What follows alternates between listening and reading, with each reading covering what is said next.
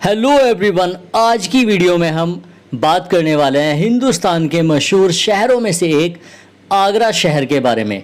आगरा के इतिहास के बारे में विस्तार से बात करेंगे इस वीडियो में और साथ ही साथ आपको देखने को मिलेगा आगरा शहर, पुराने ज़माने में आगरा शहर कैसा नज़र आता था और अभी आगरा शहर कैसा दिखाई देता है। तो चलिए आज की वीडियो शुरू करते हैं, लेकिन उससे पहले अगर पहली बार आप इस चैनल पर आए हैं तो आपसे रिक्वेस्ट है, प्लीज़ चैनल ज़रूर सब्सक्राइब कीजिएगा ताकि और बेहतर वीडियोस आपको देखने को मिले। इस चैनल पर बेल आइकन प्रेस करके ऑल पर क्लिक कर दीजिएगा ताकि आने वाली वीडियोस की नोटिफिकेशन आपको टाइम टू टाइम मिलती रहे। तो चलिए यार, ज़्यादा वक्त मैं आपका बिल्कुल भी नहीं लूँगा, आज की वीडियो शुरू कर लेते हैं।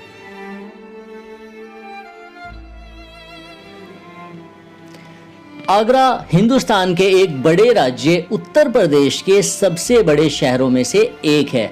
जिला भी है और तहसील भी है। हिंदुस्तान के इतिहास में यह नगर अपनी एक ख़ास जगह और अपनी एक ख़ास पहचान रखता है। ऐतिहासिक इमारतों के लिए भी ये शहर बहुत ज़्यादा मशहूर है और दिल्ली, जो कि देश की राजधानी है, वहाँ से सिर्फ 200 किलोमीटर की दूरी पर बसा हुआ है। मुगल काल के इस शानदार नगर की नींव दिल्ली के सुल्तान सिकंदर शाह लोदी ने 1504 ईस्वी में डाली थी। उन्होंने आगरा को अपनी सल्तनत का एक सेंटर बनाया हुआ था और उन्होंने यहाँ इस एरिया पर तब तक शासन किया, तब तक राज किया, जब तक कि 1526 में एक लड़ाई में मुगल बादशाह बाबर से वो हार नहीं गए। इस तरह से इस महान शहर पर मुगल शासन का एक लंबा दौर शुरू हुआ और पानीपत की पहली लड़ाई के बाद आगरा मुगल साम्राज्य के लिए एक खास शहर बन गया। अब वक्त के पहिए को थोड़ी सी रफ्तार देते हैं और उस जमाने में चलते हैं जब आगरा नाम का कोई शहर हिंदुस्तान के नक्शे पर मौजूद नहीं था।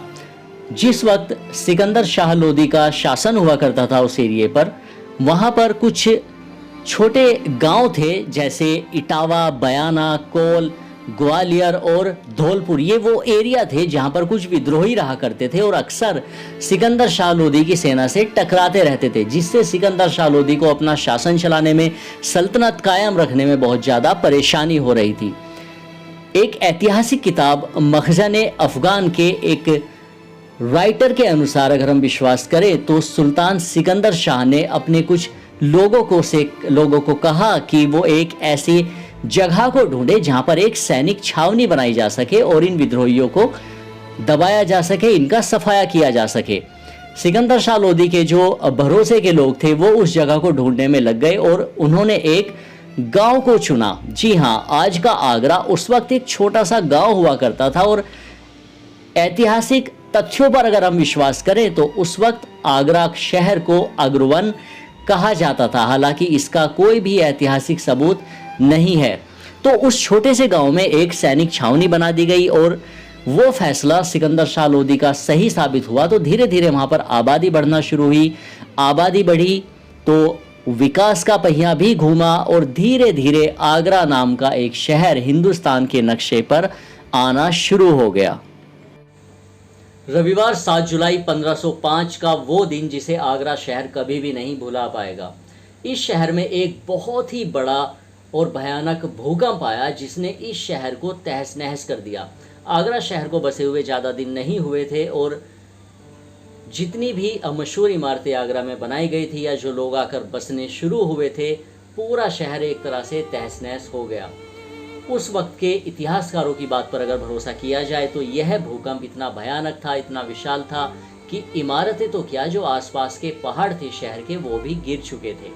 उसके बाद आगरा शहर फिर से तरक्की की रफ्तार पर दौड़ा जब मुगल बादशाह अकबर का शासन शुरू हुआ। 1565 ईस्वी में अकबर ने यहाँ पर लाल पत्थर का किला बनवाना शुरू किया जो अगले 8 सालों में बनकर तैयार हुआ।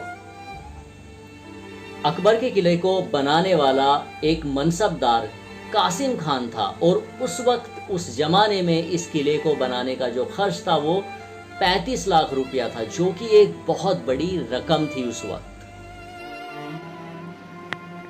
मुगल बादशाह अकबर एक कदम और आगे बढ़ा और उसने आगरा के पास ही एक छोटा सा शहर फतेहपुर सीकरी भी बसाया, जिसको उसने अपनी राजधानी बनाया। हालांकि सन 1586 में अकबर अपनी राजधानी फिर से आगरा ले आया। मुगलों के साथ इस शहर की सुनहरी उम्र शुरू हुई और इसे अकबरबाद के रूप में जाना जाने लगा। उसके बाद बादशाह अकबर, जहांगीर, शाहजहां सभी ने इस शहर को निखारा और इस शहर को संवारने में कोई कसर नहीं छोड़ी। मुगल साम्राज्य की यह शहर राजधानी बना रहा और विकास के पहिए घूमते रहे, वक्त अपनी रफ्तार से चलता रहा। उसके बाद आया सन 1649, जब शाहजहां ने आगरा को छोड़कर दिल्ली को अपनी राजधानी बना लिया। उस वक्त शाहजहां की प्यारी बेगम मुमताज महल की मौत हो चुकी थी और आगरा में शाहजहां का बिल्कुल भी मन नहीं लग रहा था, इसलिए उसने आगरा को छोड़कर दिल्ली को अपनी राजधानी बनाने का फैसला किया। आगरा का सुनहरा दौर बाबर के समय में ही शुरू हो चुका था और बाबर ने यमुना नदी के किनारे पर पहला फारसी उद्यान यानी एक बगीचा बनवाया, जिसको आराम बाग या आराम का बाग कहा जाता था। उसके बाद शाहजहां के ज़माने को किसी भी ऐतिहासिक किताब को आप उठाकर देख सकते हैं, भारत का स्वर्ण काल कहा जाता है। शाहजहां का जब शासन था हिंदुस्तान पर, ये वो वक्त था जब हिंदुस्तान को सोने की चिड़िया कहा जाता था और हिंदुस्तान का डंका हिंदुस्तान के पड़ोसी देशों में ही नहीं, दुनिया के कोने कोने में बज रहा था। अकबर के बाद उसके बेटे जहांगीर ने भी उस परंपरा को जारी रखा। जहांगीर को पेड़ पौधों से बहुत ही गहरा लगाव था, इसीलिए उसने आगरा के अंदर बहुत सारे बगीचे बनवाए, जिनमें से कुछ इतिहास के साथ गायब हो चुके हैं, जिनका ठीक से रखरखाव नहीं हो पाया, लेकिन कुछ बगीचे आज भी मौजूद हैं जो उस वक्त की सुनहरी दौर की कहानी कहते हुए नजर आते हैं। और इसके बाद वो दौर आया जब शाहजहां और उसके बेटों में जंग छिड़ गई, जिनमें सबसे ज्यादा भारी साबित हुआ औरंगजेब। औरंगजेब ने शाहजहां को आगरा के एक किले में कैद कर दिया और अपनी राजधानी वापस आगरा ले आया।